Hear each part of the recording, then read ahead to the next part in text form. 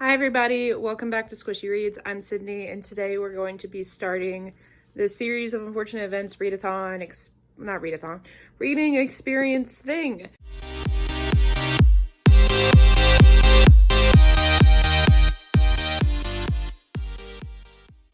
And I actually started and finished The Bad Beginning. I really liked it. It was pretty awesome. I'm going to give it 4 stars. Or 5 stars. I'm gonna give it 5 stars, like 4.5 stars, but I don't like points, like half stars. So I'm gonna give it 5 stars. It's cute, it's little, it's obviously like a little middle grade book. I didn't realize how good this was for developing vocabulary, which is very strange. But I liked it. The illustrations are cute. I wonder if I can find one. I forgot that the illustrations even existed. I remembered growing up that I actually just listened to some of these on audiobook, and if I remember correctly, the audiobook is awesome. But yeah, they have an illustration of his unibrow. The illustrations are cute. The cover is cute. It's a great little morbid book for middle grade, and I like it. And now I'm going to go ahead and start the TV series, and I'm going to watch the first couple episodes, and I'll update you whenever they're done. That's about it for this. I'll talk more about the first book after I've watched the episodes. So yeah, check back in a little bit. Woo!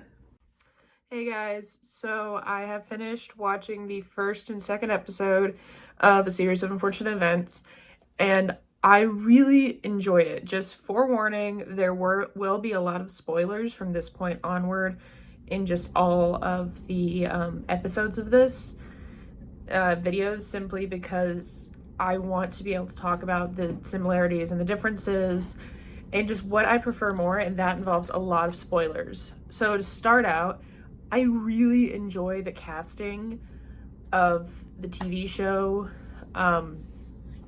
Neil Patrick Harris looks just like Count Olaf. I love the makeup that they did on him. He acts very similar to how I would have pictured Count Olaf acting. Joan Cusack is a great Justice Strauss. At times she seems a little bit too erratic, but I think that's just the different take that the TV show did. Patrick Warburton, sorry, my cat's wanting to jump onto the table that I'm currently recording on. But Patrick Warburton makes a fantastic Lemony Snicket once you get over the fact that Joe from Family Guy is talking to you. But he makes a fantastic Lemony Snicket. And granted, whenever I picture Lemony Snicket talking, I don't know why, I don't picture Lemony Snicket's voice being so deep. I picture it being a little bit more nasally and high-pitched, but once you get used to Patrick Warburton being Lemony Snicket, it's great. There are a lot of similarities. They do the actual atmosphere perfectly. It's obvious that a lot of this is CGI'd, and a lot of it is a little bit off, but the book is off. The book is kooky. The book is atmospheric, and they do that very well. They don't try to be realistic, which is a good thing. Now, what I thought was really, really cool about the first episode, the same dedication that's in the book is typed out at the beginning of the episode, and it's to Beatrice, dear, my dear something, and dead or departed. And it's the same that's in the book. I had the book next to me and it was pretty great. There are a lot of differences though, and I'm looking down because I wrote some notes down. But the biggest one off the bat is the TV show seems to have to add a lot more because they took a short book that has a lot of narration and a lot of this is what they're thinking, that realistically the book can take about 2.5 hours to read. 3 if you're reading slowly. And it turns it into a 2-hour TV show split between 2 episodes, and they have to add some stuff. They just have to. So they've taken this, whenever you first read the book, it's not obvious that the fire was on purpose. It's not obvious that they're potentially spies. This is not obvious. In the TV show, it is obvious from the very beginning when Lemony Snicket is narrating. Their parents insisted that they go to the beach that day and they take a rickety trolley.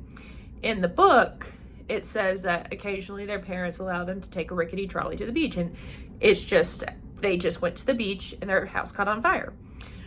But in the TV show, it's very much painted as the parents knew this was going to happen and sent their children away. And then whenever, after the fire, the kids go back to the house, Klaus finds, what we find out later, is a telescope that has the eye on it. And originally in the book, you see the eye, and it's just this weird thing that Count Olaf has. It's this weird tattoo. It's his symbol. But in the TV show, they make it very clear from the first episode, and extremely clear at the second episode, whenever they introduce the Book of Secret Organizations, that this eye is a secret organization that the parents and Count Olaf are members of, somehow. Now, they also have added characters, and one of the characters is just very strange, in my opinion, that they added, was Mrs. Poe. She was in the book, but she didn't really have a large part in the book. She just provided for the kids whenever they stayed with Mr. Poe. But Mrs. Poe in the TV show is a monster. She is horrible. She writes for the newspaper, which might as well just be a tabloid. And she wants to take advantage of the orphan situation. She constantly just hounds on, like, oh yeah, we're going to put the fire in the newspaper. Oh, the kids missed their parents. We're going to put that in the newspaper. And she also snaps at the children. Part of the TV series, they take the book, and the book saying how some adults are horrible and should not be trusted, and they slightly blow it out of proportion to the TV show, which I guess they want everything larger than life, but I don't know if I agree with the inclusion of Mrs. Poe. It wasn't necessary to me. Now, there are small things, like in the beach, they wanted to actually show the machine that Violet made to catch rocks that she'd skipped and bring them back, instead of like in the book where she was just thinking about making the machine. Something I did find really cool is that part 1 of book 1 actually does end halfway into where the book is. So the first episode goes until about halfway in the book. Now, what is very strange, and I said that they added a lot of things,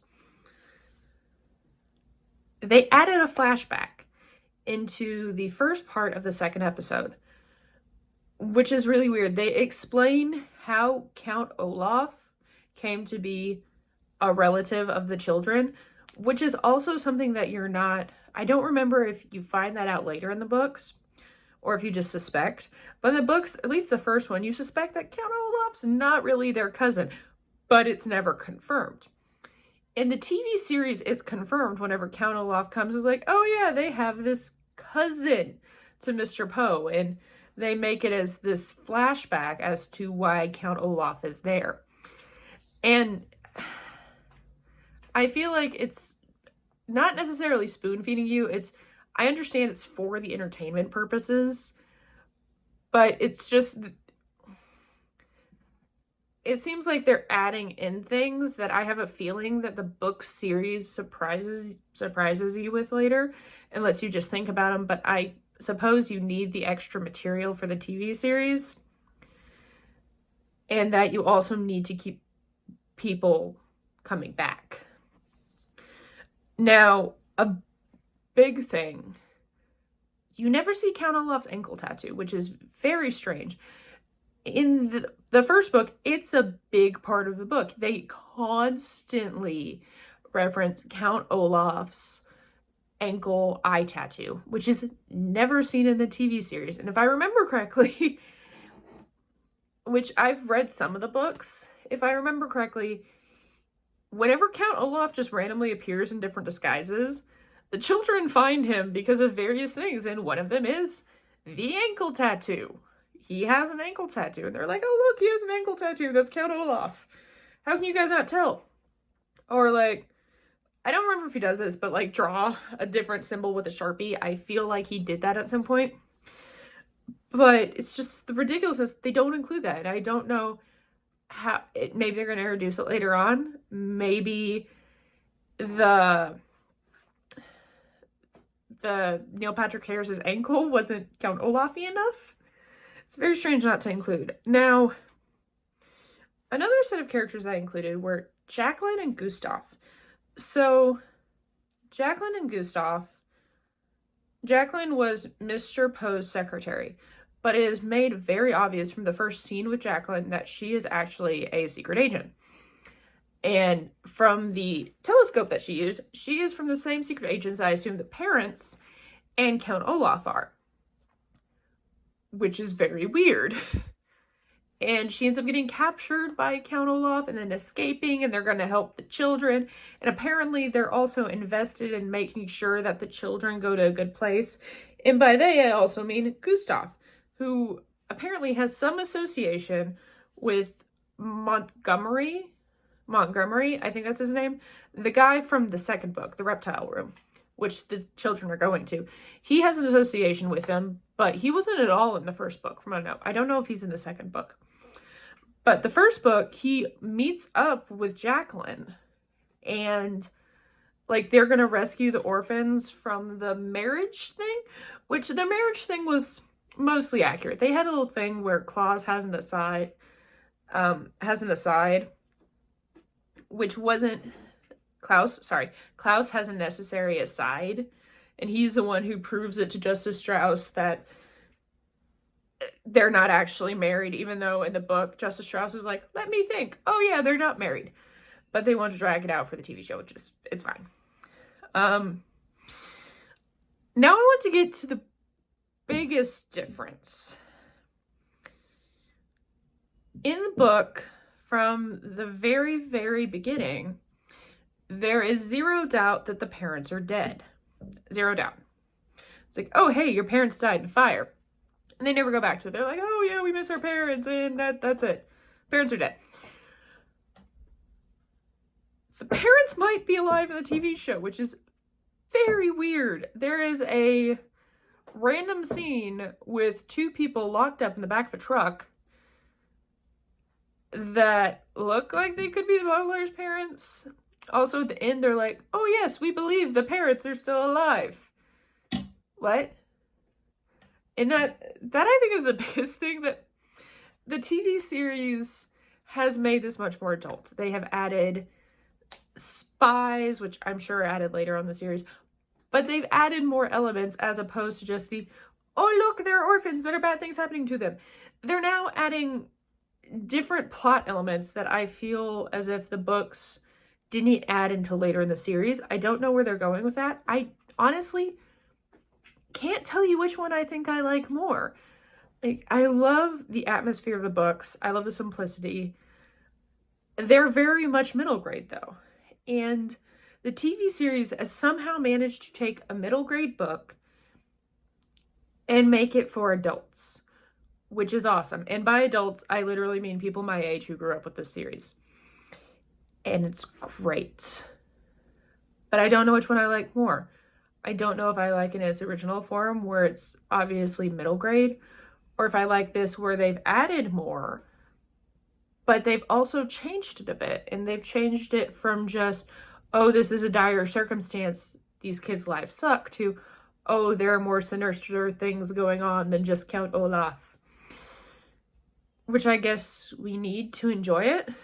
But I feel like they're two different pieces. Like, Series of Unfortunate Events, the book, which I was going to show you, and I don't know where I put it. But the bad beginning, the book, is like the thing you grew up with, and the TV show is the thing that you remember. Which, if you guys know the whole nostalgia thing, somehow Netflix managed to make, whatever production company actually made this, managed to make a TV series that turns series of unfortunate events, that's our opinion of it, with the nostalgia glasses on, the nostalgia goggles. I don't know how they managed to do that. I don't know if they had people who read A Series of Unfortunate Events as a kid and then never revisited it and just was like, oh yeah, what do you remember about this? And they proceeded to describe it because that's what it feels like. And I actually remember watching, I have seen the first season. I don't remember it. I watched it during Hurricane Harvey. I binged it. I was not focusing on it. But I remember really enjoying it and thinking, oh yeah, this is really accurate to the book I remember. And I'm watching it now after reading the book, and it's not. The book is so much more childish than I remember. And the TV series is like I remember the book being. It's very weird. The TV series is what I think the book was. And I love how they did that. But I don't know if I like it more. It's to be seen.